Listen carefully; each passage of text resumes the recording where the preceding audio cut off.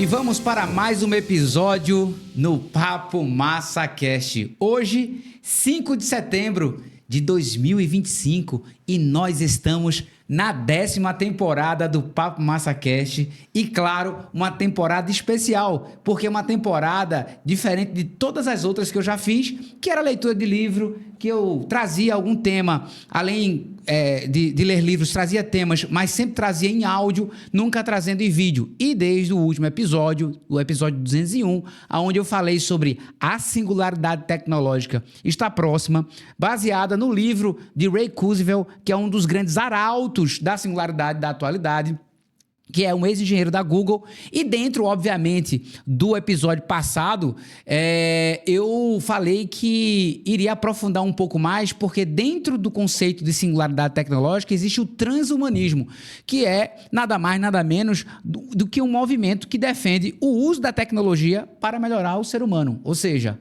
o homem, o ser humano em si, ele quer se estender, ele quer longevidade, ele quer vencer a morte, ele quer juventude. E para isso, ele conta com um combo especial, que é a inteligência artificial, a edição genética e também a robótica. Esses 3 combos e mais outros detalhes compõem a ideia do transhumanismo, e a gente aqui vai conversar bastante sobre isso no episódio de hoje. Claro que eu trouxe o GPT, que está aqui para poder conversar com a gente, mas eu tenho uma visita ilustre hoje no Papo Massa Cast.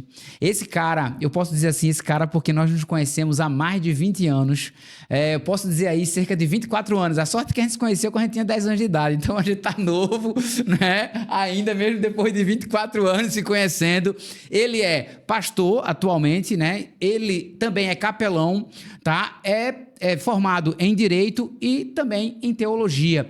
É um cara com vários cursos, várias formações e rege um ministério há muitos anos. Eu tive o privilégio de estar lado a lado com ele dentro do mundo eclesiástico, e de lá para cá ele vem fazendo um trabalho interessante acerca do evangelho e, claro, agregando sempre valor à sociedade. Eu quero, pastor, que o senhor se apresente aqui para os nossos ouvintes do Papo Massa Cast, porque para mim, antes de qualquer coisa, eu sou o seu amigo, lhe chamo de pastor desde o dia em que a gente se conheceu, nunca deixei de me referenciar como pastor, não é? Isso é o respeito à sua autoridade, não é?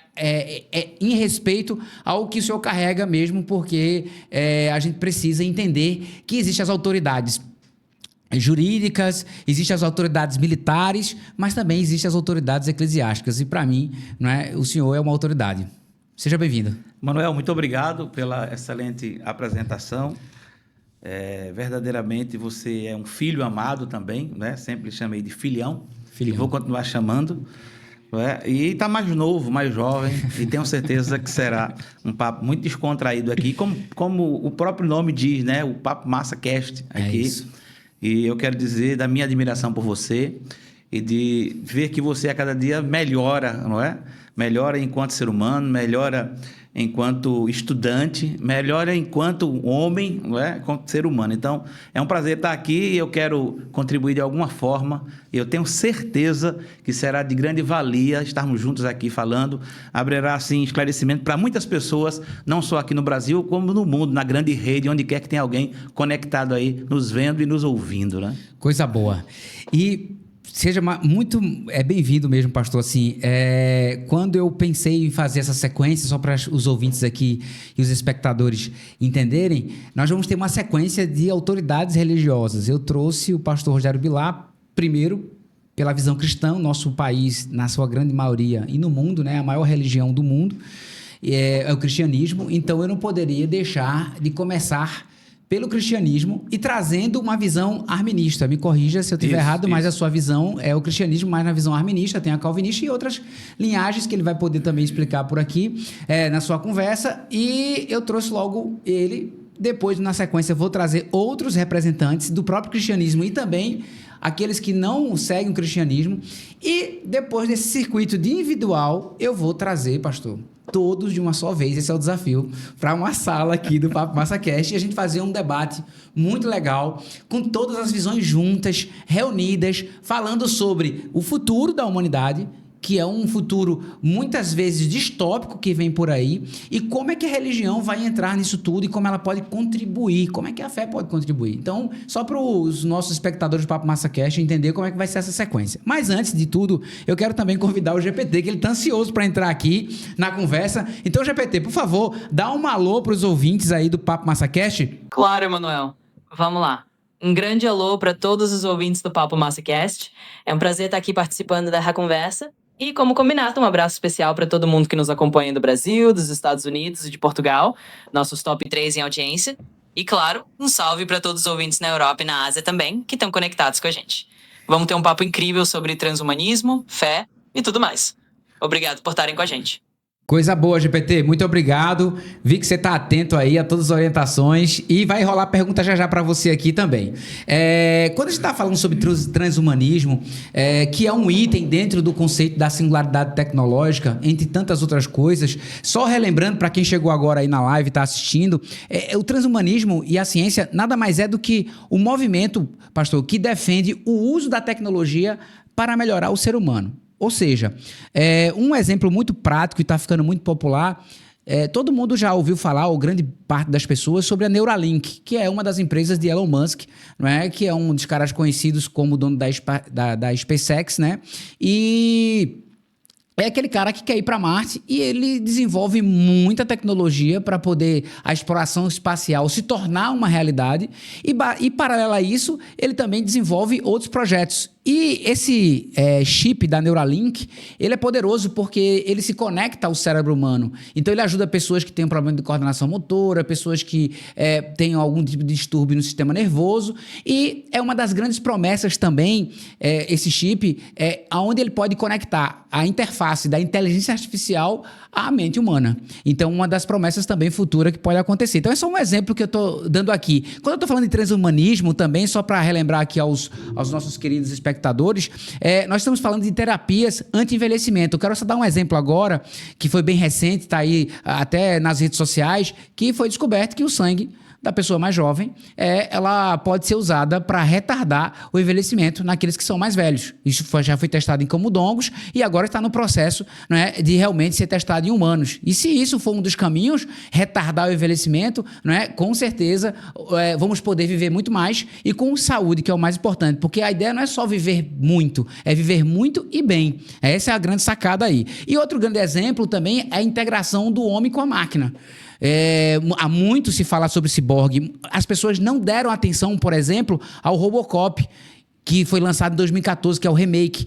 Por quê? A humanidade, naquele momento, não estava preparada para a tecnologia que foi abordada no filme Robocop, quando fala sobre a junção da máquina e o homem. Ou seja, parte sua pode ser robótica e parte sua pode ser orgânica, né? Então, isso é um outro exemplo. E, claro, por último, não menos importante, a inteligência artificial, que virou assunto da vez. Nós estamos aqui com o GPT, que conversa com a gente. Você ouviu no início aqui a gente se orientando, foi até engraçado, porque o GPT, né, realmente ele faz aquilo que a gente combina, você viu, né, que ele já saudou aqui, e é uma coisa que tem ajudado muito na vida da gente. Então a gente já falou um pouco sobre isso no episódio passado. Mas isso também traz, pastor, dilemas que levantam questões, inclusive uma questão central. Até que ponto o homem pode brincar de Deus?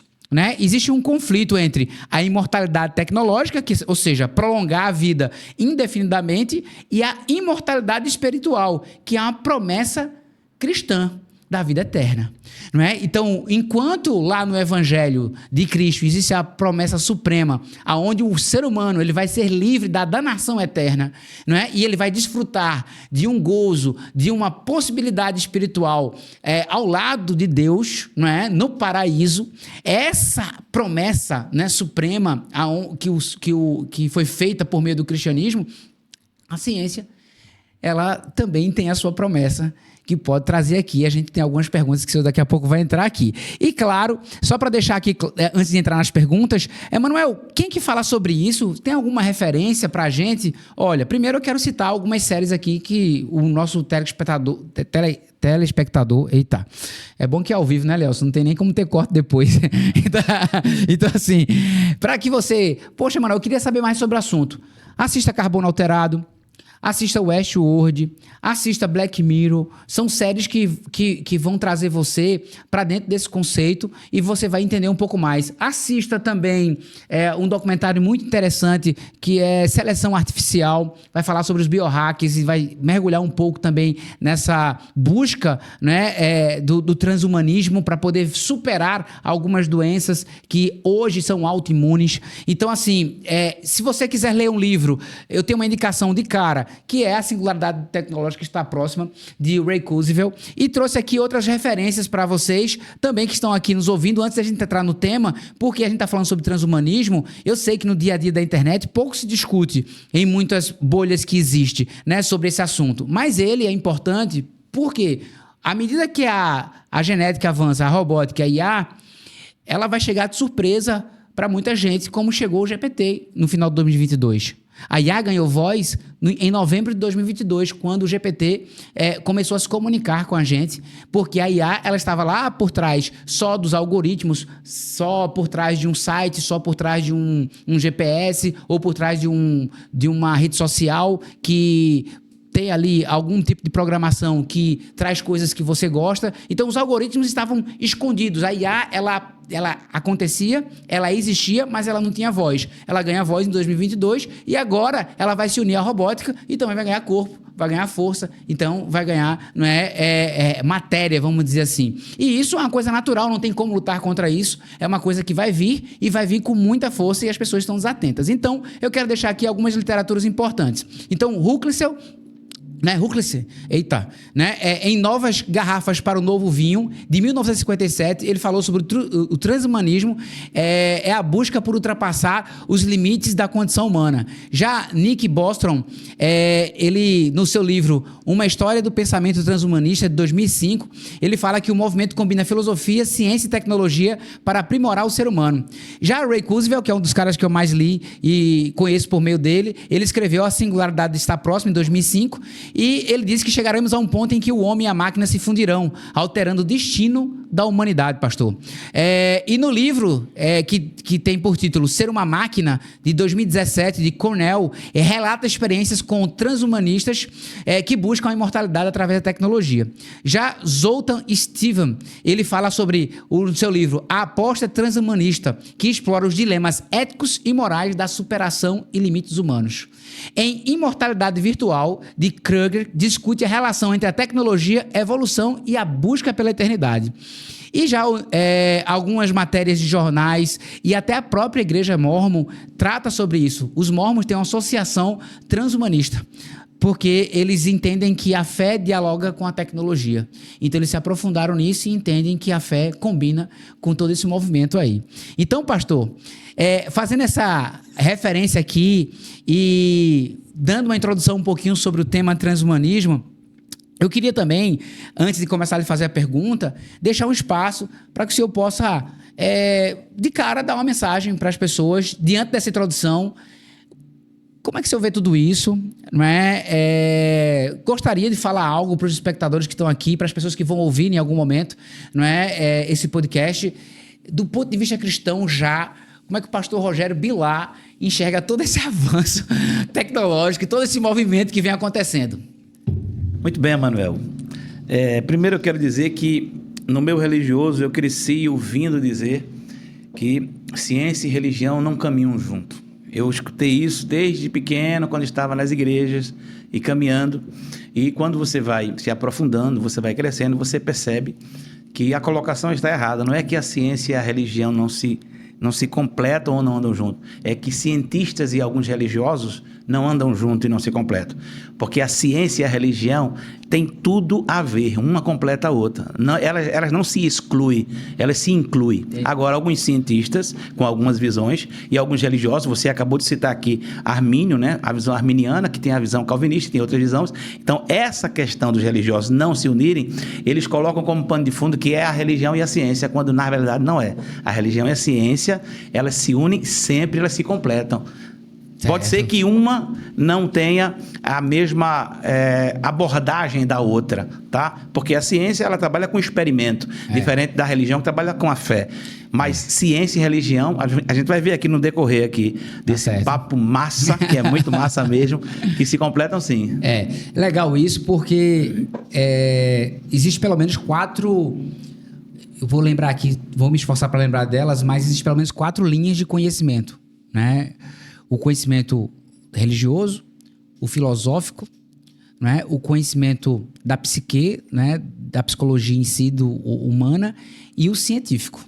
Dizem que, não sou eu que digo isso, né? Mas dizem que o conhecimento científico, ou ele valida todas as outras 3 que eu falei, ou ela detona as outras 3 que a gente falou aqui. Então, eu sei que é um assunto complexo e polêmico, né? Mas dizem que a ciência, ela é a mãe dos conhecimentos. Mas, assim, diz que o homem, né, o ser humano, ele precisa desses 4 conhecimentos para ele poder ponderar, para ele poder... A sua maturidade, a sua criticidade depende desses 4 pilares. Não sei se o senhor concorda. Veja, verdades científicas de hoje não são verdades científicas de amanhã. Eu vou dizer uma coisa aqui, um exemplo bem raso, para a gente já iniciar aqui. Houve uma época em que você ouvia que era problema demais você comer ovo, porque o colesterol aumentava e tal, não podia... Hoje o que tem de comercial dizendo coma ovo, faz bem à saúde, é saudável, ou seja, verdade científica de ontem não necessariamente será a verdade científica de amanhã. Certo. Então, assim como alguns entendimentos religiosos têm falhas, alguns entendimentos científicos também, ao meu ver. Perfeito. A ciência, ela pode se contradizer, ela tem a liberdade de descobrir algo. Isso. E vamos dizer assim, ela trabalha com experimento, exatamente, né? E depois refutar algo que um dia ela já fez, né? Então isso se aplica a qualquer tipo de ciência, né? Seja ela a ciência que volta para o microcosmos ou para o macrocosmos, né? Então assim, independente do qual a vertente dessa ciência, ela com certeza vai ter esse direito aí, bem lembrado. Pastor, eu quero começar fazendo a primeira pergunta, né? Tem 3 blocos de perguntas aqui. Eu pensei que você já estava na 4ª. eu preparei 3 blocos de perguntas aqui, né? Tanto para você quanto para o GPT. Né? Então, assim, primeiro vai ser a pergunta feita ao pastor e depois, claro, obviamente o GPT vai entrar na conversa e também vai dar a opinião dele, trazendo a visão secular. Então, vai aí a primeira pergunta para o nosso pastor. Pastor Rogério, o desejo de viver mais, ou até para sempre, ele sempre esteve presente na humanidade. Isso é um fato. Como é que a fé cristã ela enxerga esse anseio pela imortalidade? Muito bem, mano. Bom, enquanto pastor, a minha abordagem vai ser bíblica e religiosa, não é? Por favor. Então, veja, a questão desse desejo da humanidade se eternizar ou de continuar jovem, na realidade, quem colocou isso no coração humano foi Deus. E eu preciso citar o texto bíblico que mostra essa eternidade dentro do homem, não é? Então, por exemplo, no livro, se você tiver Bíblia em casa, se não tiver, anota tudo aí, ou depois você assiste, você reassiste e acompanha tudo aí. No livro de Eclesiastes, no capítulo 3, e no versículo 11, diz assim: tudo fez Deus formoso no seu devido tempo. Também pôs a eternidade no coração do homem, sem que este possa descobrir as obras que Deus fez desde o princípio até o fim. Ou seja, Deus colocou a eternidade no coração do homem, mas não deu a explicação do porquê e como colocou essa eternidade. Então, esse desejo do homem querer permanecer, ele parte do pressuposto de que Deus não fez o homem para morrer. Eu costumo dizer, num tom bem hilário, que o homem é o ser humano que não tem prazo de validade. Então, nós não temos prazo de validade. O que trouxe a morte é como que você sai de casa e você sai com o seu carro e você não diz assim: olha, eu estou afim de aparecer um buraco, rasgar o pneu do meu carro e eu trocar no sol de meio-dia o pneu do meio da rua. Não, você sai na certeza que você vai chegar no seu destino com um carro normal. Mas no meio do caminho tem um acidente. Então, o pecado é esse acidente que faz com que o homem que foi criado para viver sempre pudesse, através do pecado, entrar na morte. E aí eu chamo isso de o ato falho, do buraco, do acidente. Porque o pecado, nós estamos sujeitos. Não temos o direito de pecar, mas todos nós estamos sujeitos ao erro. Certo. Então, o que você está me dizendo, em outras palavras, é que a eternidade a imortalidade é um projeto de Deus para a vida do homem que perdeu ali no Jardim do Éden, então, naquele momento, foi ali... Exatamente. Quando você vai ler o texto do Jardim do Éden, você bem citou aí, e é bom conversar com você, porque além das ciências seculares, você também conhece a ciência de Deus, né? Então, assim, tem aqui o texto que eu quero ler aqui na íntegra do Gênesis, né? Quando Deus diz assim, Gênesis 1º verso, 2 versos apenas, 26 e 27. E disse Deus, façamos o homem à nossa imagem, conforme a nossa semelhança. E domine sobre os peixes do mar, sobre as aves dos céus, e sobre o gado, e sobre toda a terra, e sobre todo réptil que se move sobre a terra. E criou Deus o homem à sua imagem. A imagem de Deus o criou, macho e fêmea os criou. Em nenhum momento você vê Deus datando aqui. E Deus criou o homem para viver 120 anos, 200 anos, 300 anos. Só depois da entrada do pecado é que o homem é limitado a 120 anos. Mas até então o homem foi criado para a eternidade. Se Adão desse uma mordida aqui agora num fruto e colocasse o fruto mordido aqui, se ele procurasse esse fruto depois de 10 anos, o fruto estaria lá totalmente intacto e saudável, porque não tinha bactéria, não tinha nada que pudesse entrar. A terra era literalmente feita e projetada para a eternidade. Entendi. Boa. GPT, você tá por aí? Eu tô achando que o GPT aqui se apagou hoje, Elias, porque tá ao vivo. GPT, tá por aí?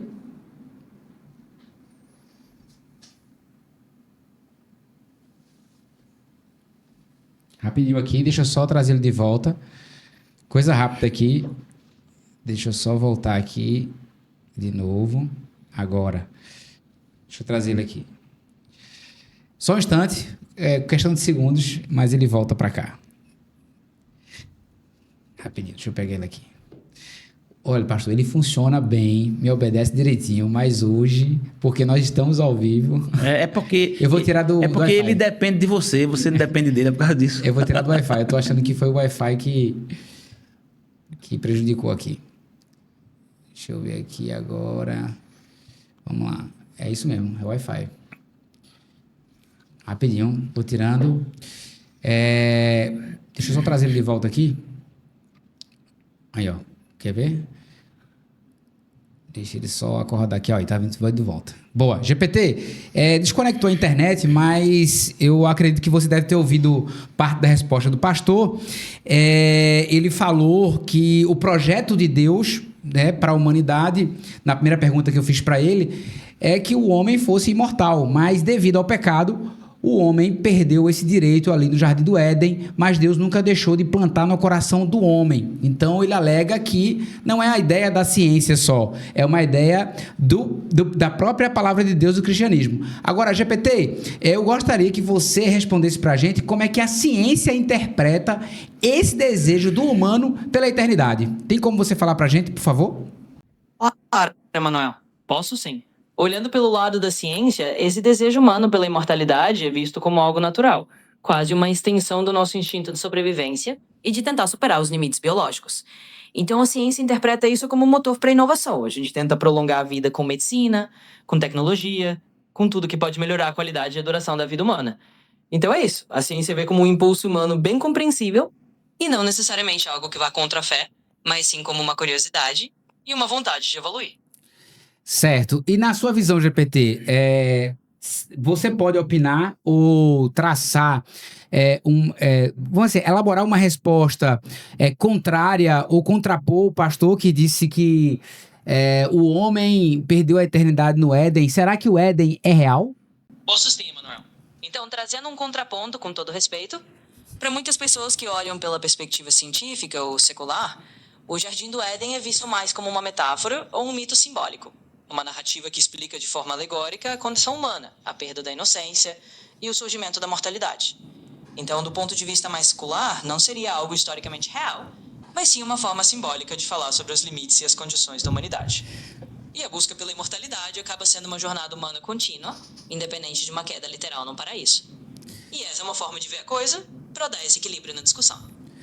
Perfeito. Pastor, quer considerar alguma coisa em relação ao que o GPT falou? Quero sim. Eu tô com vontade de torcer o pescoço dele, mas tá tudo bem aqui, né? Tô com vontade de...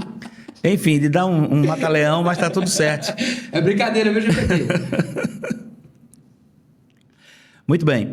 Romanos 1:20 diz assim: porque as suas coisas invisíveis, desde a criação do mundo, tanto o seu eterno poder como a divindade, como a sua divindade, se entende e claramente se vê pelas coisas que estão criadas para que eles fiquem inexcusáveis. Ou seja, o Jardim do Éden não é uma metáfora pelo simples fato de existirem arqueólogos que já pesquisaram e que já descobriram, e é incontestável que ele já existiu. Por quê? Porque existem provas científicas de que ele existiu. Tem o espaço geográfico, tem matérias, tem terra, tem pedras, ou seja, tem como comprovar o que a Bíblia diz. Ou seja, mais uma vez, é aquela minha fala no início, é a ciência só completando o que está na Bíblia. Certo, beleza. Vamos para a segunda pergunta? Vamos voltar aqui ao tema. É melhor. Vamos lá. Pastor, ainda dentro do bloco, desse primeiro bloco que fala sobre a busca humana e a visão cristã. A próxima pergunta é: a vida eterna na Bíblia, ela é um dom de Deus. Quando a ciência ela tenta alcançar isso por meios próprios, como a IA, a biotecnologia ou até mesmo a criogenia, isso é uma afronta à soberania divina? Os cristãos veem isso como uma afronta ou não? Manuel, vamos lá. O que acontece? A gente precisa separar na ciência o que é que vem para o bem da humanidade e o que é que vem para distorcer a criação de Deus. Quando é que a ciência ela é uma afronta a Deus? Quando eu quero desfazer aquilo que Deus fez e afrontá-lo, mostrando que faço melhor do que ele. Por exemplo, se uma pessoa precisa de uma cirurgia corretiva, ou de repente a pessoa tem problema de autoimagem, de autoestima, ela precisa melhorar a orelha, o nariz, o queixo, o corpo, não tem nenhum problema nisso, porque isso vai tratar da saúde mental dela, da saúde psicológica dela, e ela vai ser uma pessoa melhor.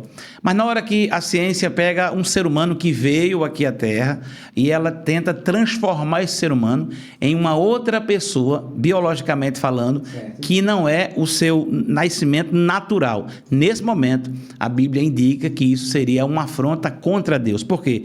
É como se a pessoa dissesse assim: eu posso melhorar o que o Criador fez. E aí se torna um Criador paralelo ao Criador eterno que é Deus. E aí sim se torna e se entende como uma afronta. O senhor falando aí, eu me recordei aqui, eu li o ano passado, reli na verdade, um livro chamado Hackeando Darwin. E entre tantas coisas que ele elenca, ele traz à tona a edição genética. Eu cursei 5 semestres de biomedicina e tive a oportunidade de estudar genética. E nesse período, aprendi que existe uma técnica chamada, eu vou chamar CRISPR-9, né, que é uma técnica de edição genética poderosa. E o livro, ele traz uma coisa que o senhor tocou aí.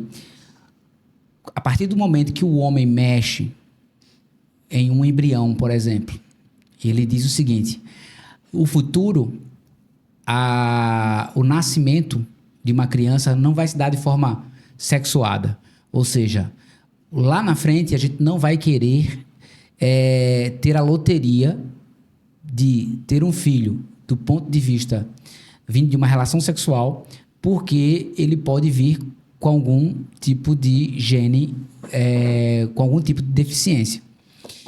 E o livro elenca, e já é realidade, a fertilização in vitro não é novidade para ninguém, mas hoje, já em alguns lugares do mundo, as pessoas elas fecundam in vitro 10 embriões, se faz um mapeamento genético desses embriões e identifica qual deles tem mais chance de ser um excelente atleta, que tenha condições especiais e diferenciadas. E por meio da técnica de edição genética, que o nome é bem complicado de falar aqui e é difícil de falar, é possível eu definir não só a cor do olho, ou a cor da pele, ou a cor do cabelo, mas dar condição especial baseada nesse mapeamento genético. A pergunta que não quer calar, e o livro vai falando sobre isso, lembrando, Hackeando Darwin, para quem quer ler depois, ele diz o seguinte: você tem 10 embriões e você descobre que um pode ter um câncer, que o outro está destinado a ter uma síndrome de Down, que o outro está destinado a ter uma cegueira ou nascer surdo. E aí, você vai desprezar os embriões que tem algum tipo de chances de problemas de saúde e vai optar simplesmente por aquele que é o embrião sadio.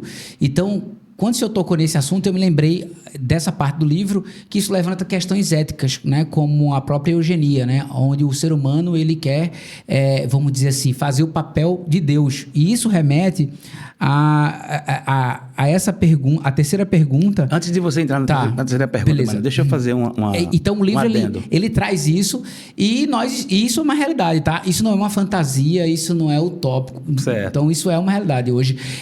E é uma tendência da humanidade. E meio que o livro ainda fala o seguinte, só para complementar aqui que eu tô lembrando, recordando dele, é que a gente já faz isso de alguma forma.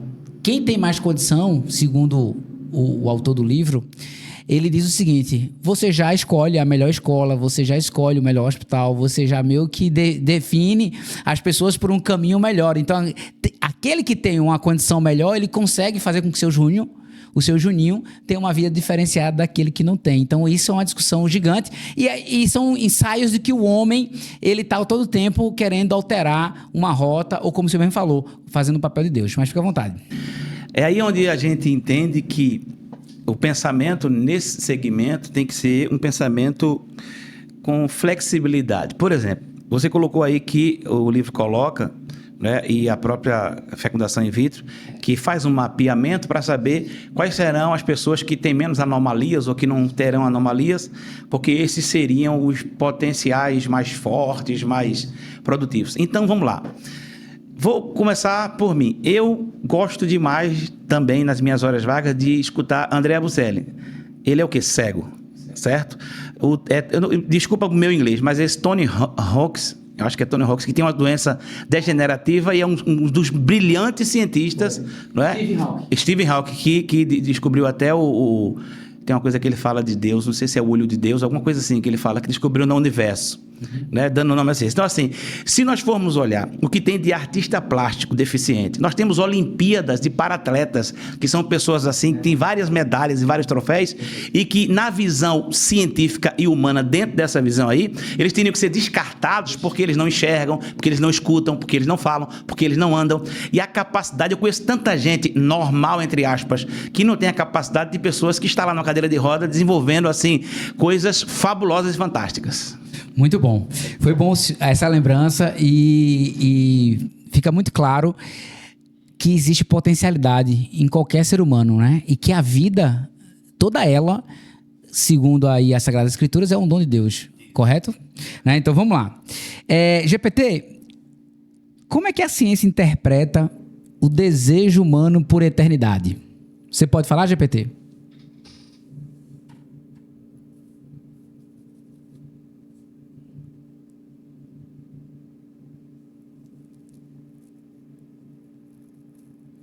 Ele demora um pouco. Infelizmente, estou com problemas para responder no momento. Aguarde um pouco e tente novamente. Boa. Deixa eu partir para a próxima pergunta aqui para você, GPT. Veja bem, eu perguntei ao pastor Rogério se é uma afronta a Deus, é uma afronta à soberania divina, quando o homem, por meio da IA, da biotecnologia e da criogenia, ele tenta, vamos dizer assim, alcançar por meios próprios a sua eternidade. Na visão sua, GPT, a tecnologia pode chegar perto realmente de algo assim? Ou a eternidade é só um sonho distante do homem? É só uma ilusão do homem? O que é que você acha?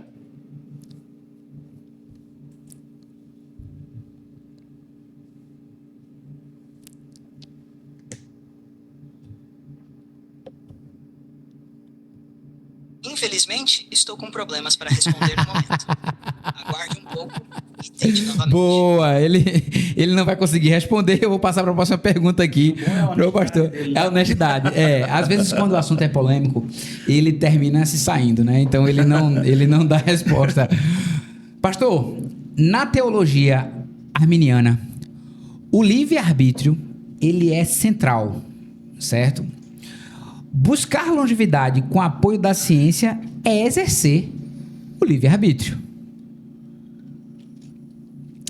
Ou estamos tentando passar dos limites? Muito bom, muito bom. Armínio se mexeu no túmulo lá, mas tudo bem. Vamos lá. Primeiro que há um conceito errôneo sobre livre-arbítrio a partir de Armínio, né? Porque as pessoas acham que o livre-arbítrio é apenas o direito de decidir alguma coisa. Tudo que você vai fazer, você tem livre-arbítrio. Olha só. Ou de fazer o que eu quero. Isso. Quando o Armínio fala de livre-arbítrio, ele está falando exclusivamente sobre o homem decidir salvação ou perdição. Ele fala do que Deus fez pelo homem, mas a resposta do homem é de sim ou de não, que é diferente do calvinismo. O calvinismo, ele pré-estabelece que Deus escolheu antecipadamente quem vai para o céu, quem vai para o inferno, enfim. Vou trazer por aí. pra cá, vou trazer o pessoal também. Os calvinistas vão vir Muito aqui. bem. Então, assim, você tem livre-arbítrio, por exemplo, uma faca dentro de uma casa, numa cozinha, para cortar uma galinha, uma verdura, é maravilhoso. Mas essa mesma faca na mão de uma pessoa, ele pode decidir e acidentar uma outra pessoa. Então, você tem o livre-arbítrio e você tem o direito. Eu digo que nós somos escravos do livre-arbítrio, porque a gente não tem uma terceira via, só tem duas. Você não tem uma terceira via, tá? O livre-arbítrio diz assim, é sim ou não, é céu ou inferno, tá? Mas a terceira via, nós não temos, ninguém tem. Então, nós somos livres para escolher. Existe até uma frase que eu sempre digo o seguinte: plantar é opcional, colher é obrigatório. Você nunca vai plantar um pé de limão para colher morango. Então, todas as vezes que você planta, você é responsável pela sua plantação. Então, o livre-arbítrio lhe dá o direito de decidir o que você vai fazer. Então, você pode fazer da ciência uma parceira sua e lhe ajudar e melhorar não só a vida, o meio ambiente, a indústria. Você pode usar a ciência de forma... Até porque Daniel diz, e aí eu tenho que voltar novamente para citar um texto bíblico, porque a abordagem aqui é religiosa. Daniel, capítulo 12, e o versículo 4 diz: Tu, porém, Daniel, cerra as palavras e sela o livro até o fim. Atento para essa palavra, até o fim. Muitos correrão de uma parte para outra, e a ciência se multiplicará. Ele associa o fim dos tempos à multiplicação da ciência. Então, é um sinal gritante até, de que esse avanço e essa velocidade com que a ciência tem se multiplicado anuncia um fim de todas as coisas. Não é que a ciência nunca houve avanço em outras épocas, mas nessa velocidade que nós temos hoje, nunca houve uma velocidade como essa. Então, aponta para o fim também. Então, você decide se a ciência vai ser, com o seu livre-arbítrio, você decide se a ciência vai ser uma parceira sua ou vai ser alguém que você vai usar para afrontar a Deus. Beleza. Então, a partir do momento que afronta a ideia de Deus, pode estar passando do limite, propriamente dito, na sua opinião?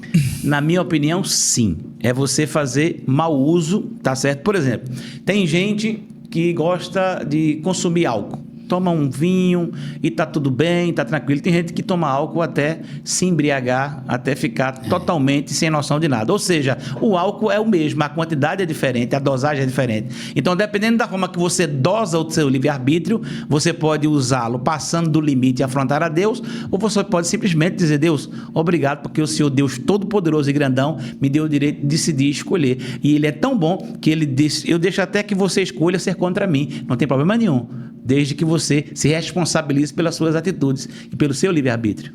Beleza. Eu já vi alguns especialistas da ciência falar que, e algumas pesquisas dizendo que o livre-arbítrio ele não existe e que o homem ele toma decisões baseadas no seu subconsciente ou no seu inconsciente.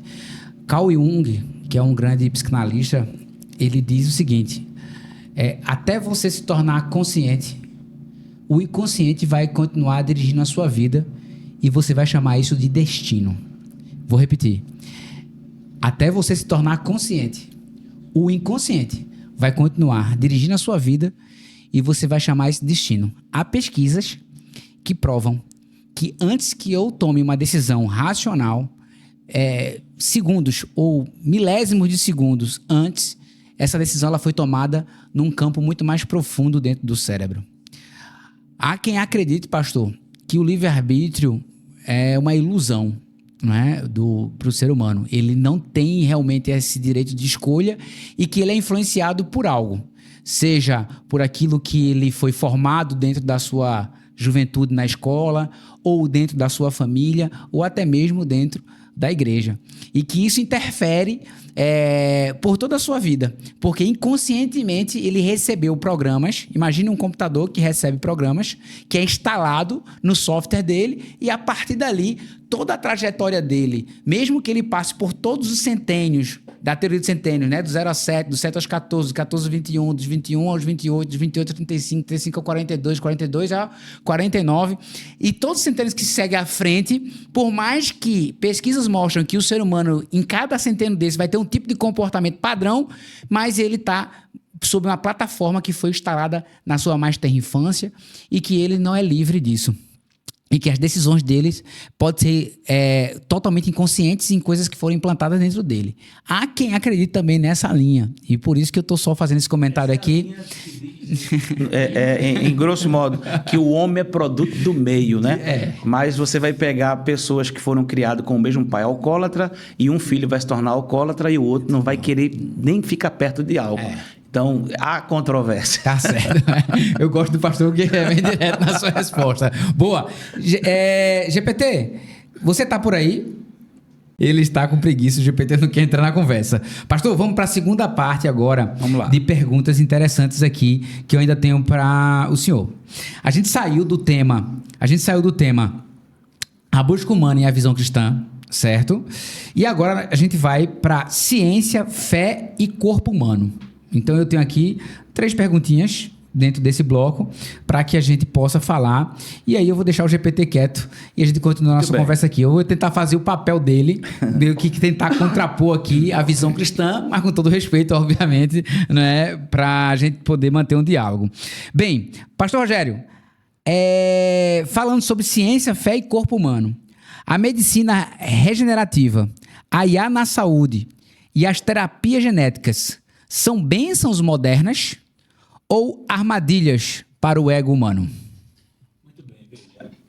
Existe dentro dessa biociência, dessa criogenia, né? E esses nomes aí complicados da ciência, uma parte da ciência que você vai me dizer aí, na hora que eu falar, você vai interpretar e vai dizer exatamente o nome. Tá. Que congela... criogenia. Que congela... pele, órgãos, corpo humano, né? E se tem, por exemplo, a crença, né? E a gente fala a crença cientificamente falando, parece uma coisa diametralmente oposta, mas não é? Mas veja, de que se congelar até uma temperatura aí, um corpo humano, para num futuro próximo aparecer aí um avanço científico tão grande de tornar da vida aquele corpo. A gente está aqui no campo da especulação, tá, Emanuel? A gente está no campo da especulação. Assim, não tem endereço aqui onde é que está o cara lá congelado, nada lá. Então, veja, a ciência, ela está para o bem da humanidade, assim penso eu. A ciência, você usa... Assim, não tem como você, por exemplo, viver hoje sem a ciência. Agora, vamos voltar agora para a época de Jesus. Você é conhecedor de que em um dado momento, Jesus andou sobre as águas. Você é conhecedor, certo? Certo. Estamos bem até aí. Ele andou sobre as águas. Agora a pergunta é, todas as vezes que Jesus... Olha, a pergunta eu estou devolvendo a pergunta agora. É uma dialógica aqui agora. Vamos lá. Todas as vezes que Jesus precisava atravessar o mar de um lado para o outro, todas as vezes, ele passava andando sobre as águas ou na maioria das vezes ele usava o barco? O barco. Então, ele usava o barco, provavelmente ele usou o camelo, provavelmente ele usou o que tinha daquela época. Vamos chamar de internet daquela época. Então, por que ele não ficou o tempo todo, eu já tenho o poder de andar sobre as águas, eu não quero barco. Para que eu quero barco? Não, ele usou. Então, o que eu estou dizendo com isso? Chamando para o século XXI agora, né, que certo. Nós estamos aqui. Se Jesus, vamos imaginar que ele nascesse nesse século. E aí tem as IAs, tem a internet, tem o telefone, os smartphones da vida. Nós estamos cercados aqui, tá certo? De câmeras, de filmagem, enfim. Será que Jesus não usaria? Ah, mas ele tem poder para não usar. Sim, ele tinha poder para não andar no barco, mas ele preferia andar no barco. Entendi. Então, o que é que acontece? Eu penso que nós precisamos entender qual é a hora em que Deus tem que agir e qual é a hora que a ciência tem que agir. Agora, onde é que está o problema? É quando o homem... Porque nós vivemos a era dos atalhos. Nós queremos atalho para tudo, né? Então, está aqui, você está trabalhando com o GPT, Isso. que é um atalho para um texto, por exemplo. Outro dia eu pedi para que o GPT produzisse para mim uma peça processual. Eu digo, eu quero que você prepare uma petição com todos os artigos, com todo o cabeçalho, com tudo que for preciso. Ele trouxe uma petição que eu confesso que eu não vi nenhum advogado redigir uma petição daquele jeito e naquela velocidade que ele redigiu. Agora, na hora em que eu, enquanto advogado, começo a depender apenas dele e todo aquele tempo que eu fiz faculdade, e todo o meu raciocínio e toda a minha sensibilidade humana de perceber brechas na lei, eu vou começar a afrontar aquilo que eu estudei. Por quê? Porque vem alguém para mim e diz assim, é melhor fast food do McDonald's do que você esperar o feijão cozinhar, do que você comer a verdura, preparar o suco. É muito mais rápido, enche a barriga, mas não nutre. Tem gente que gosta de fast food aqui nessa sala. Boa, vamos lá. Boa resposta. Eu acho que essa analogia que você fez do uso do barco, né, que Jesus se utilizou dos meios que existiam na época, né, mesmo ele tendo poder, né, do ponto de vista cristão, faz muito sentido, né, com a deixa aqui.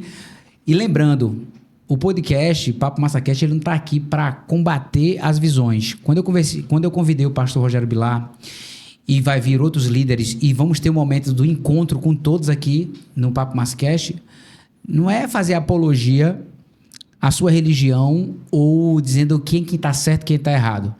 A ideia do Papo MassaCast é trazer à luz as visões, até para que as pessoas possam escutar os pontos de vista diferentes e entender que o respeito ele tem que existir. Eu não sou mais um cristão praticante. Há muito, né? Há muito. Não sigo basicamente nada, não é, do que aquilo que é preconizado nas Sagradas Escrituras. Mas tem um respeito muito grande e, de uma certa forma, a gente precisa entender que são visões e o ser humano, com a sua capacidade, eu digo que todo ser humano em si é um grande projeto.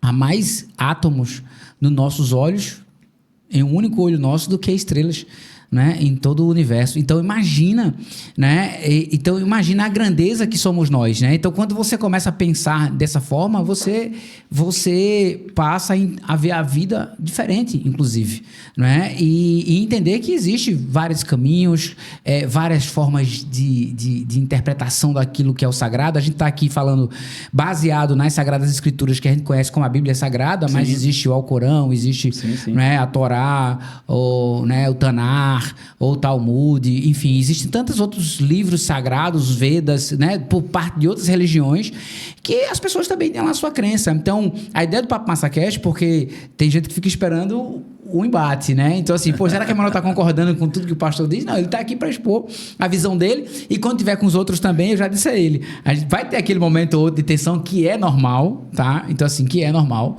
não é? Eu assisti recentemente um podcast do Inteligência Limitada, que eu gosto bastante. Foram 2 rabinos e 2 pastores. Depois até posso compartilhar com o senhor para poder assistir esse podcast. É muito interessante. Deu 3 horas de duração, mas foi bem interessante, né? Então, eu quero também trazer para as pessoas que acompanham o Papo MassaCast esse tipo de reflexão. Mas vamos lá. Aí, vamos para a segunda pergunta. Existe um risco de a busca por juventude eterna se tornar idolatria do corpo e da razão? Muito boa. Eu tenho uma linguagem coloquial, e aí essa linguagem coloquial é by Rogério Bilar mesmo, tá? Eu chamo de corpolatria. Nós vivemos uma época em que a aparência ela se tornou mais importante do que o conteúdo. Por exemplo, uma mulher ou um homem até vai postar uma foto no Instagram, no mínimo, se for mulher, 200 filtros, tentando ver qual é o filtro que vai ficar melhor, e o homem tentando tirar uma ruga aqui, ali e tal. Então, assim, nós nos preocupamos demais com as aparências. Então, nós criamos um estereótipo de que as pessoas, elas são notadas pelo visual, né? Eu também trabalho com venda e você trabalha também nessa área. Você sabe que existe o comprador, o cliente, que ele é visual, o auditivo, né? E o sinestésico. E tem o sinestésico. Então, você vê... Quando é que você consegue mais alcançar o cliente? Será que é o visual? Será que é o auditivo? Ou é o sinestésico que está lá, que toca, que sente, que vê? Só que nós vivemos, por exemplo, veja que paradoxo, Emanuel. Vou até tirar o óculos para te dizer isso. Nós vivemos num mundo globalizado, onde nós temos milhares, por que não dizer milhões, algumas pessoas, de seguidores no seu Instagram. E quando ele conta aos amigos que ele senta para comer uma pizza, para tomar um refrigerante, para bater um papo, ele diz assim, eu não me lembro, eu tenho muitos. Então, você não tem amigos, você tem seguidores. E para ter seguidores é fácil. Se você pegar um pedaço, um porrete assim, e bater numa casa assim, de abelhas assim, bater, ou de maribondo assim, bater e correr, tem muitos seguidores que vão lá atrás de você e vão querer você a todo custo e sem você fazer esforço nenhum e nem comprar seguidor de ninguém. Então, assim, nós vivemos numa era em que as pessoas, elas aumentam a sua quantidade de gente nos seus perfis e se distanciam cada vez mais. Hoje é relacionamento virtual, casamento virtual. As pessoas estão aqui, outros estão lá no Japão e se relacionam, então não tem o contato, não tem o tete a tete, o conhecer um ao outro. Não é? Só não esqueça que você está falando Sim. aí sobre relacionamento. Eu li, antes de vir para cá, uma matéria explicando que uma especialista em inteligência artificial e relacionamentos também, que a IA... Os encontros no futuro serão decididos pela IA. A sua IA vai conversar com a minha IA sobre os perfis e vão decidir se a gente pode se encontrar ou não. Esse é um dos futuros previstos, onde os algoritmos, que já comandam muito da gente. Isso. Os algoritmos mandam na gente hoje em dia. Isso. Né? Se você não tiver cuidado, você está dentro de uma bolha que você nem percebe. Mas isso que você falou faz todo sentido, porque eu li a matéria... Estava vindo para cá, pro estúdio. Para você ter uma ideia, tem uma coisa que eu descobri sem pesquisar. Descobri com conhecimento, que você citou os tipos de conhecimento, aí tem o conhecimento empírico, né? Que é aquele conhecimento... Isso, eu não citei esse também. O empírico. Boa. Então, eu descobri isso pelo conhecimento empírico. Não foi o filosófico, o teológico, o científico, o psicológico. O empírico. O que acontece? Eu vi que todas as vezes que eu falava alguma coisa no telefone, isso é muito normal, todo mundo... acho que a maioria já sabe disso. De repente, ele vai... e vai sugerindo para você aquilo que você falou. E aí eu disse, vou fazer o seguinte, eu vou colocar sem microfone, deixar mudo agora, para que não escute mais nada que eu falo. E eu comecei a olhar as páginas e eu percebi que mesmo sem falar e o telefone mudo, ele começou a me sugerir exatamente coisas que eu olhava. Eu percebi que através da biometria do meu olhar, quando eu olhava para aquela imagem ali, ele jogava para mim exatamente o que eu estava olhando, porque no entendimento da IA, né, isso mesmo. é que eu estou interessado naquilo. Então, assim, eu fiquei impressionado. Por quê? Porque você está biorraqueado, né, vamos dizer assim, o seu olhar, a sua voz. Você pediu aqui para o ChatGPT no início escutar a minha voz, porque a máquina ela aprende. Né? O meu medo, vou ser sério com você, é que mais tarde ou num tempo muito remoto, muito curto, as IAs comecem a criar outras IAs. Aí é onde mora o medo. Porque enquanto o homem cria, eu acredito que há um controle. Mas quando uma IA começar a criar outra, eu creio que o ser humano está meio fora da jogada aí. Com certeza. E esse seu medo, esse seu receio é o receio de muita gente. Eu acompanho bastante... vários canais, várias páginas e especialistas sobre o tema. E quando eu vou olhar nos comentários das pessoas, das suas postagens, eles retratam isso, né? E claro que os filmes não ajudam. A ficção, ela sempre mostra a IA dominando o mundo, mostrando um futuro distópico, onde o ser humano ele perde seu poder. Ele perde sua capacidade que ele tem hoje, né, dentro da sociedade. Nós somos os mandantes, vamos dizer assim, né, do mundo, e há quem diga que no futuro nós seremos como os cavalos, por exemplo. Alguém que está me ouvindo aqui, Emanuel, pode dizer assim, mas ele citou aí que a ciência se multiplicará e foi a própria Bíblia que disse isso. Então, será que esse avanço científico, tecnológico não estava previsto por Deus? Veja, eu vou dizer de forma bem engraçada, esse é meu jeito de ser. Deus criou a água e a terra. Nós criamos a lama, misturamos tudo. Deus criou o ovo, um ovo de galinha. Quando a galinha põe o ovo, qual é o intuito ali? De dentro daquele ovo nascer um pintinho e reproduzir. A gente foi, quebrou o ovo, botou no fogo, assou e a gente come. E é uma delícia com ovo, eu gosto muito de ovo com pão e tal. Então, o homem está sempre pegando o que Deus faz e está dando o molde dele, a forma dele. Então, eu acho que é aí onde entra a questão da afronta a Deus. Todas as vezes que você pega aquilo que é destinado para uma coisa e você dá o seu destino, você é que decide. Lembrando que eu posso decidir o que eu quiser, desde que eu me responsabilize por tudo que decidir. Certo. A igreja deve rejeitar, resistir ou dialogar com esses avanços da ciência moderna? Eu tinha que ser o primeiro, né? Você poderia ter trazido os outros, não. Ele traz primeiro, eu preparo a bomba e diz assim, toma aí, pastor Rogério, em nome da nossa amizade. Olha só. Eu costumo dizer o seguinte, eu sempre fui uma pessoa que, e digo isso com toda humildade, que procurei ser um passo a mais além da minha era, para que eu pudesse conversar com jovens, e você que participou conosco por muito tempo, sempre soube disso, né? Eu sempre tive a cabeça aberta para poder procurar entender. Até porque como é que você refuta uma coisa que você não entende? Fica meio que ilógico, né? Na minha conversão, por exemplo, eu quis primeiro estudar para entender a minha fé, porque eu não queria uma fé cega. Então vamos lá. A igreja deve resistir, deve dialogar. O que é que a igreja deve fazer em relação a isso? Vamos lá. A igreja deve dialogar e procurar caminhos sem quebrar os seus princípios. Vou citar aqui um exemplo científico. Existe a pesquisa de célula-tronco embrionária e a pesquisa de célula-tronco adulta. Aí eu pergunto, qual é a diferença? A célula-tronco embrionária, você vai sacrificar um embrião, que poderia ser, lá na frente, um bebê, que poderia ser uma criança, enfim. A igreja se opõe a isso, porque na hora em que você sacrifica esse embrião, para formar, e um embrião ele pode formar nariz, olho, baço, fígado, qualquer parte do corpo pode ser transformado. Claro que ainda existe muita coisa a ser pesquisada, porque algumas coisas estão se transformando em tumores, em caroços, tal, enfim. Mas é a questão científica, eu não sou cientista. Vamos lá. Célula-tronco embrionária, a igreja é a favor ou contra? Eu vou dialogar e vou dizer que sou contra. Por quê? Porque eu tenho a opção da célula-tronco adulta, que pode tirar da polpa do dente de leite, que pode tirar da placenta, que pode tirar da medula óssea, que pode tirar de outras partes do corpo, sem precisar sacrificar o embrião, a vida. Entende? Aí alguém vai dizer assim, você citou aqui no início... Eu queria até que, se possível, você pudesse repetir a questão do sangue mais jovem, que foi comprovado. Está comprovado que eles fizeram o teste em camundongos mais jovens. Sim.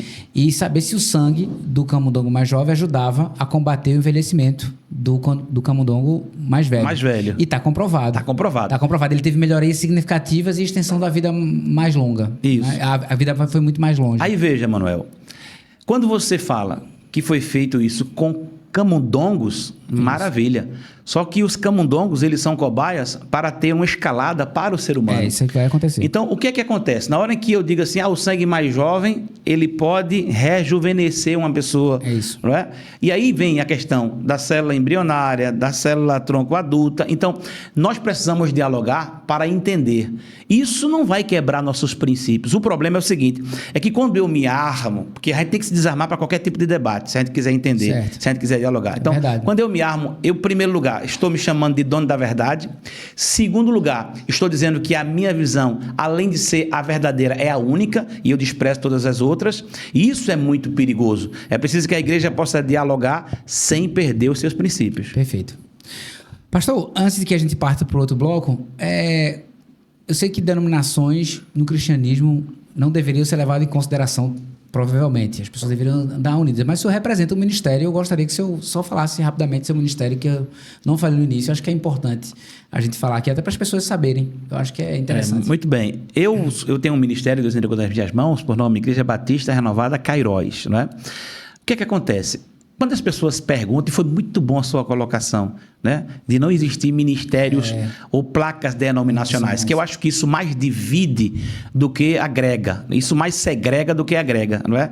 Eu costumo brincar na igreja e dizer assim, se nós tivéssemos que colocar um nome bíblico em cada igreja, Jesus deixou esse nome. A gente é teimoso e não colocou. Ele disse assim: a minha casa será chamada casa de oração. Então, a Assembleia de Deus, arranca a placa. Começa a casa aqui, casa de oração. Batista, arranca a placa. Essa casa aqui, casa de oração. Na hora que o irmãozinho passasse por outro e dissesse assim: ó, a minha usa calça, tu usa saia, a minha usa batom, a minha não usa, não. Como é o nome da tua igreja? Casa de oração. E a minha? Casa de oração. Caía por terra. Porque quando a gente cria CNPJs, quando a gente cria CGC, claro que a gente precisa trabalhar e responder a questão jurídica, a questão do Estado, enfim. Mas eu acredito que ministério é aquele que Deus entrega a você. Porque o apóstolo Paulo, quando falava para Timóteo, ele não dizia: coloque a placa na sua igreja de tal ministério. Ele dizia: cumpre o teu ministério. Então, mais do que Igreja Batista Renovada Cairós, mais do que um CGC, eu tenho um ministério de aconselhamento, um ministério de reconciliação, um ministério de evangelista, um ministério de pregar a palavra de Deus. Então, eu não indico que você vá só à igreja que tem a placa denominacional, seja ela presbiteriana, assembleia, metodista ou eleana, seja ela o que for, com respeito a todas elas, mas que você cumpra o teu ministério. Boa. Maravilha, coisa boa. Vamos aqui para o último bloco de perguntas agora, para a gente caminhar para a reta final do Papo Massa Cast hoje. Elielson, filho oficial, que está nos bastidores. Posso falar, Elielson, filho? Eu deveria geral, meu amigo. Você está no comando. Essa parceria, eu tô nem aí, amigo. É bom que dá para fazer corte. Esse homem, cara, ele é um astro da comunicação também. É um cara, né, que a gente se conhece também há muito tempo na estrada, da parte profissional. E tá aqui no comando desse estúdio, dessa produção, e fazendo um trabalho muito legal. E ele tem aí as redes sociais. Quem quiser seguir é só se conectar com ele. Elielson, filho oficial. Ele bota oficial porque tem gente querendo imitar ele aí nas redes sociais. Já apareceu. Mas o oficial sou ele, com um cafezinho só ele. É, só ele. Boa. Vamos lá. O futuro da vida e a promessa espiritual. Se um dia a ciência conseguir mesmo retardar muito o envelhecimento ou até vencer a morte física, como é uma das grandes promessas, como que isso pode afetar a fé cristã? Imagina um futuro onde a morte pode ser vencida. E quando a gente fala que a morte pode ser vencida, é que vai ser opcional morrer. Quem assistiu Carbono Alterado vai ter uma visão boa do que eu estou falando aqui. Quem não assistiu, eu convido a assistir. A ciência está em um esforço grande hoje para fazer o download da memória, ou seja, da consciência. Não é? Existe uma ideia de que é possível que a nossa interface do nosso cérebro ela se conecte a um servidor e que a gente pudesse ir para dentro de um constructor, viver lá. Quem assistiu também a 3ª temporada do Black Mirror, o episódio de San Junípero, vai entender isso muito bem. E sendo que se chegar a esse ponto, né? Se chegar a esse ponto... Ah, sim. E por que morrer é opcional? Porque se eu destruir o servidor, você tem morte eterna. Se eu não destruir o servidor... E por que tô tocando na nuca? Porque algumas séries, elas idealizam tipo um FHD que você carrega na nuca. Se eu não estourar esse FHD, eu posso trocar o corpo. Ou seja, o Rogério Bilar pode estar no corpo, inclusive, de uma mulher, de uma criança, de um homem mais velho ou de um homem mais jovem. Basta que troque o FHD. O corpo é simplesmente a capa, que pode ser destruída e morta. Mas você, esse que fala, essa consciência ativa, não. Ela não faz. Então, existe essa ideia. Se chegar até isso, tem impacto. E se sim, que impacto seria? Isso afeta a fé cristã? Graças a Deus que é sim, né? Ruim se... Não é bom isso. Não, ruim é... Eu vou trazer aqui os outros colegas aqui para poder... Ruim é se ele dissesse quando, né? Mas se a gente resolve, tranquilo. Então, vamos lá. Já que a gente está caminhando para o final, mais uma abordagem bíblica aqui. Eu vou ler rapidinho aqui o texto de Lucas, capítulo 12, versos 19 a 20, aos que acompanham, que diz o seguinte: E direi a mim mesmo, você tem grande quantidade de bens armazenados para muitos anos. Descanse, coma, beba e alegre-se. Contudo, Deus lhe disse: insensato, esta mesma noite a sua vida será exigida. Então, quem ficará com o que você preparou? O que é que eu quero dizer com isso? Aqui era um fazendeiro muito rico, que não temia a Deus, mas era bilionário, vamos dizer assim. E naquele ano, os campos dele produziam assim de forma exuberante. Foi algo assim que ele disse: o que é que eu vou fazer? Eu vou ter que quebrar os celeiros, já tem muita semente aqui, e vou colocar, e vou bater no meu peito e dizer: olha, alma, tu tens em depósito para muitos anos. Ou seja, para ele ele ia viver muitos e muitos anos. E naquela mesma noite, a vida dele foi exigida. Emanuel, eu posso lhe dizer com convicção de que, por mais que a ciência avance, por mais que a ciência coloque chips, coloque neurotransmissores e faça com que o homem ele ande, ele fale, ou um morto possa reviver ou ressuscitar, né? Eu quero lhe dizer que isso será apenas uma parte de carne com a parte tecnológica. Porque não existe a alma humana. Quando Deus criou o homem, escute isso. Deus, quando criou Adão, e eu já disse aqui que a arqueologia prova que existe o Éden, tem até o lugar do Éden. Quando Deus criou o homem, ele fez o homem perfeito, só que o homem não tinha vida. Mas já estava lá, pronto. Ele só teve vida quando Deus soprou nas narinas dele o fôlego de vida. Então, existe a parte da alma, né? Nós somos seres almáticos também. Então, é preciso entender que existe uma tríade. Né? É isso. O ser humano é corpo, alma e espírito. Corpo é aquilo que está se comunicando aqui. Alma, a psique, é onde mora a vontade, a voracidade, é na nossa alma. É onde mora também as decisões da gente. A gente toma decisão. O salmista falava com a alma dele e ele dizia: por que te perturbas, ó minha alma, não é? Dentro de mim. Então, você pode conversar. Quantas vezes eu chego no espelho e digo assim: Rogério, lá, ontem foi difícil o negócio, né, rapaz? Eu fico rindo da minha cara ali mesmo. Eu conversando comigo, eu acho que a gente tem que fazer isso mais vezes, conversar com a gente mesmo, sabe? Porque quando a gente aprende a gostar da nossa companhia, a gente se relaciona melhor com outras pessoas. Porque eu acho que esse é um problema. Tem gente que não se relaciona bem consigo mesmo e transfere essas frustrações para outras pessoas. Mas voltando aqui. Então, o homem vai conseguir o corpo? Vai. Ele vai conseguir colocar um chip que vai imitar a alma, ou seja, o psique, o pensamento, e até transferir de um para o outro? Vai. Mas a trava, a barreira, o empecilho é quando chegar na parte espiritual. Porque aí não tem IA, não tem GPT, não tem Neuralink, não tem Elon Musk, não tem nada que possa soprar nas narinas do homem para que ele tenha vida. Agora, a imitação, meu amigo, quando você dá um polimento no bronze, ele parece ouro, vai ficar bonito, vai ficar atraente e alguém pode até vender para quem não conhece como ouro, mas é bronze. Boa, boa. Você citou o Elon Musk aí, ele acredita que a gente vive numa simulação. Perguntaram para ele o que é que ele perguntaria à inteligência artificial se ele pudesse. E ele diz o seguinte: como é que é viver fora da simulação? Ele acredita que a IA, ela está fora da simulação e nós estamos presos numa simulação.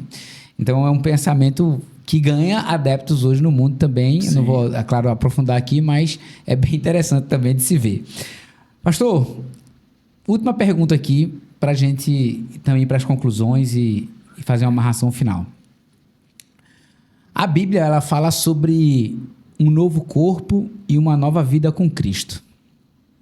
Como essa promessa se conecta ou se contrapõe à juventude eterna que a ciência tenta alcançar aqui?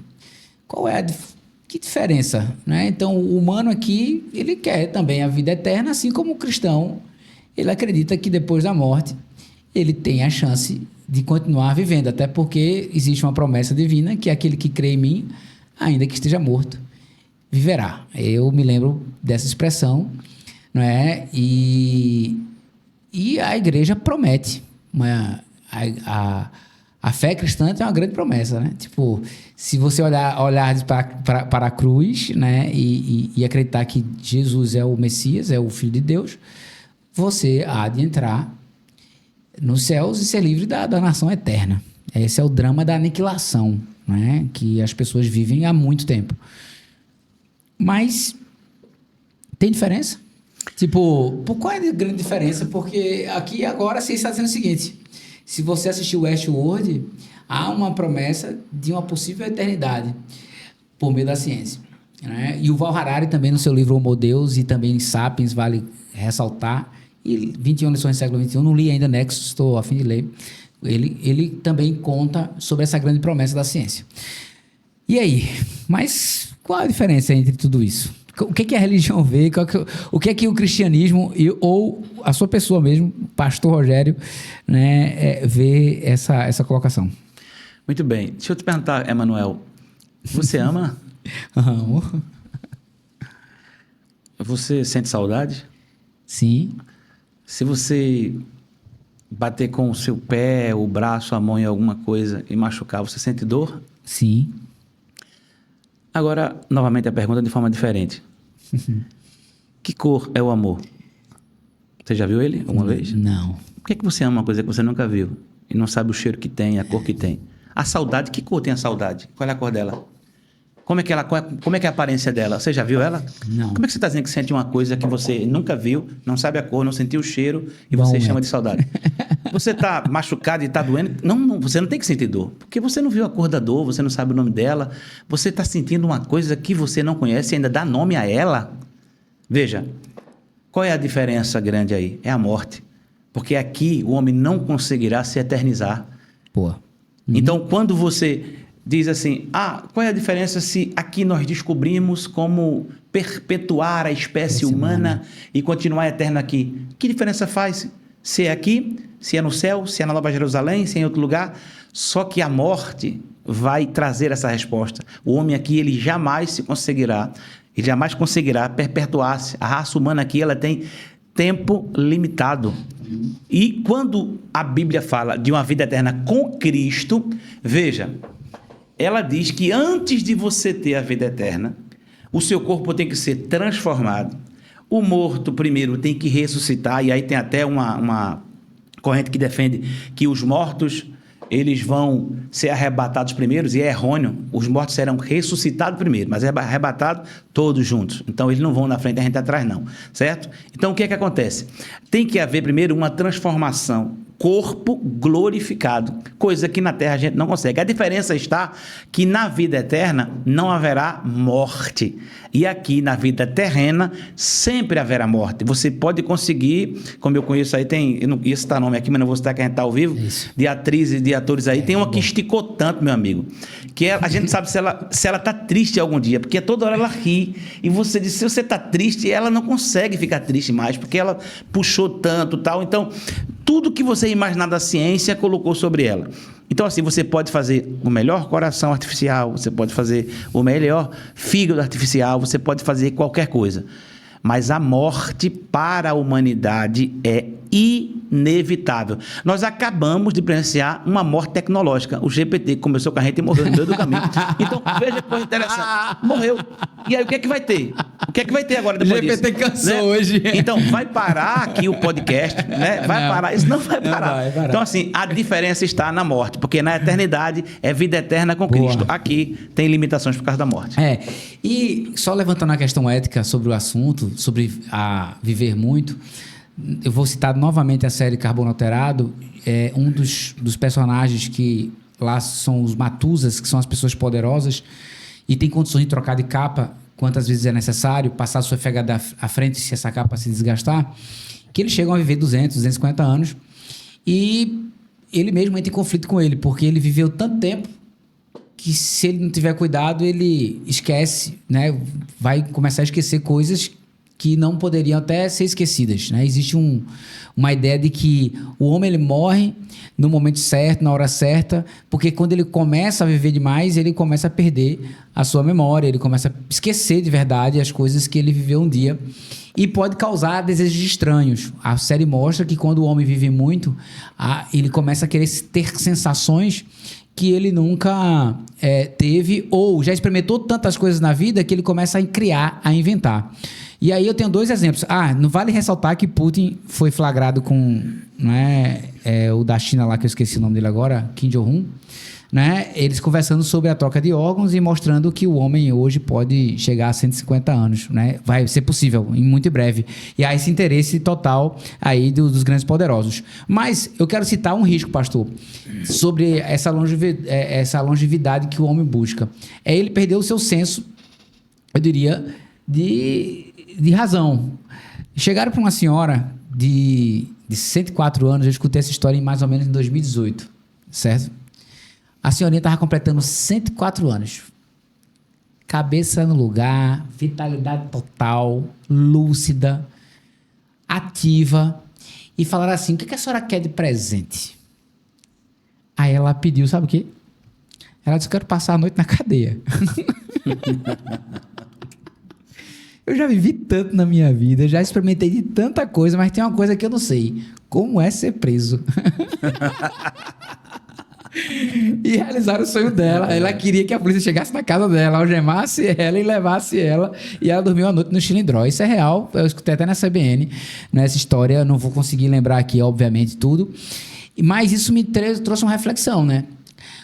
Até onde o ser humano ele pode ir se ele viver demais? É um desejo inocente da parte dela de querer conhecer, entender uma coisa. A pessoa que nunca errou, nunca cometeu um crime, para ser presa e falar assim, não, eu quero saber como é que é dormir numa cadeia. Que tipo de prazer? Que tipo de coisa o ser humano vai querer alcançar? Não é? Se ele viver demais. Porque chega uma hora... Veja, eu tenho 47 anos. Eu já vivi uma série de coisas na minha vida.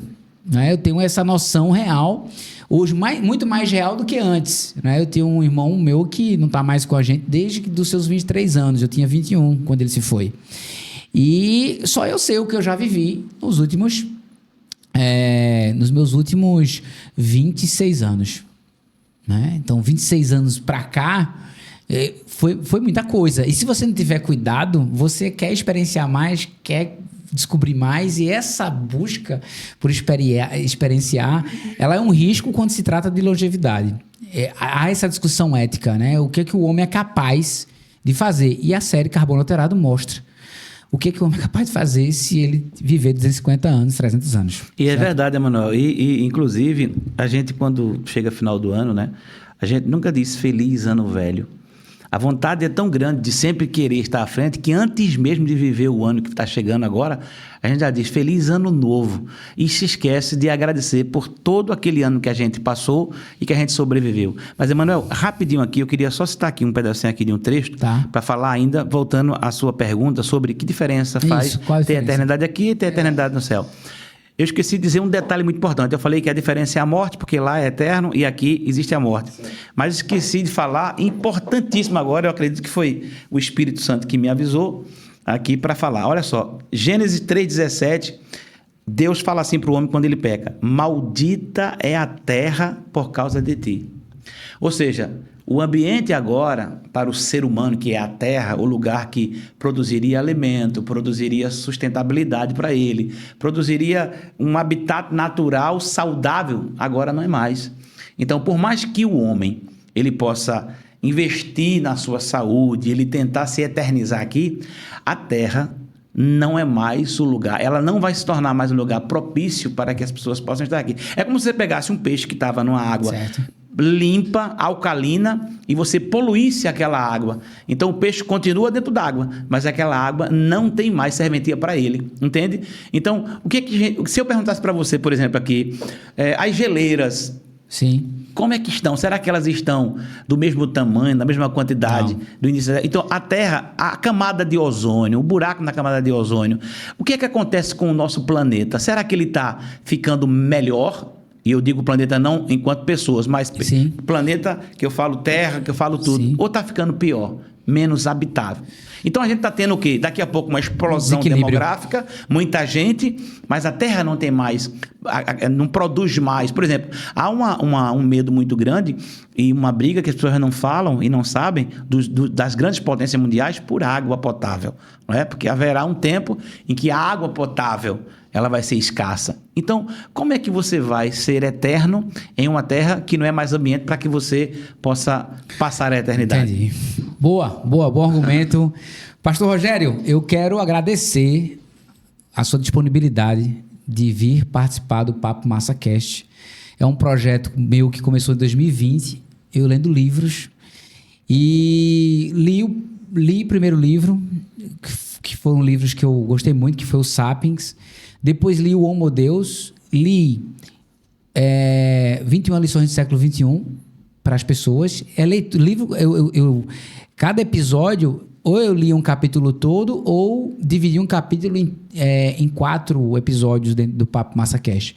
E eu comecei o projeto de forma despretensiosa, não tinha noção da capilaridade do que é um podcast, né? E comecei para 10 países, 20, 30, e aí eu fui ali acompanhando, tem uns relatórios, e hoje o Papo Massa Cast está em 54 países, E aí eu resolvi mudar o projeto de só de leitura, que era meio que um clube do livro.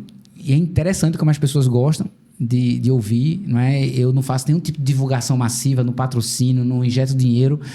E organicamente falando, eu cheguei tão longe por meio das plataformas de streaming de áudio, não é? E agora também de streaming de vídeo, porque o Spotify permite vídeo, também como o YouTube, onde a gente está passando agora.